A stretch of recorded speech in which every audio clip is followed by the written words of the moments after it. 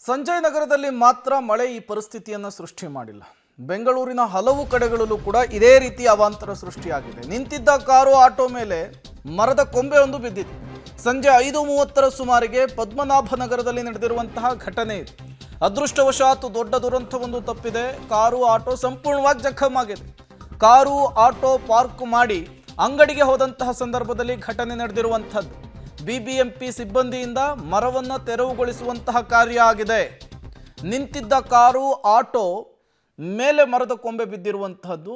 ಎರಡೂ ವೆಹಿಕಲ್ಗಳು ಕೂಡ ಜಖಮಾಗಿವೆ. ಆ ಮರದಡಿಯಲ್ಲಿ ಸಿಲುಕಿರುವಂತಹ ವೆಹಿಕಲ್ಗಳನ್ನು ಹೊರಗೆ ತೆಗಿಲಿಕ್ಕೆ ಹರಸಾಹಸ ಪಡಬೇಕಾದಂತಹ ಪರಿಸ್ಥಿತಿ ನಿರ್ಮಾಣವಾಗಿದೆ. ಎಲ್ಲಾದರೂ ಪಾದಾಚಾರಿಗಳು ನಡೀತಾ ಇದ್ದರೆ ದೊಡ್ಡ ಅನಾಹುತವೇ ಆಗ್ತಿತ್ತು, ಬಟ್ ಆಗಿಲ್ಲ. ಈಗ ಒಂದು ಕಾರು ಜೊತೆಗೆ ಆಟೋ ಜಖಮಾಗಿರೋದನ್ನು ಗಮನಿಸ್ತಾ ಇದ್ದೀರಿ. ಸ್ಥಳೀಯರಲ್ಲೂ ಕೂಡ ಇದು ಆತಂಕಕ್ಕೆ ಕಾರಣವಾಗಿತ್ತು. ತತ್ಕ್ಷಣಕ್ಕೆ ಬಿಬಿಎಂಪಿ ಅಧಿಕಾರಿಗಳು ಬರ್ತಾರೆ, ಮರವನ್ನು ಕಟಾವು ಮಾಡಿ ಮರದ ಅಡಿ ಸಿಲುಕಿರುವಂತಹ ವೆಹಿಕಲ್ಗಳನ್ನು ತೆರವುಗೊಳಿಸಿರುವಂತಹ ಕೆಲಸ ಆಗಿರುವಂಥದ್ದು. ಇದು ಕೂಡ ಹಳೆ ಮರ ಅನ್ನೋದು ಗೊತ್ತಾಗ್ತಾ ಇದೆ.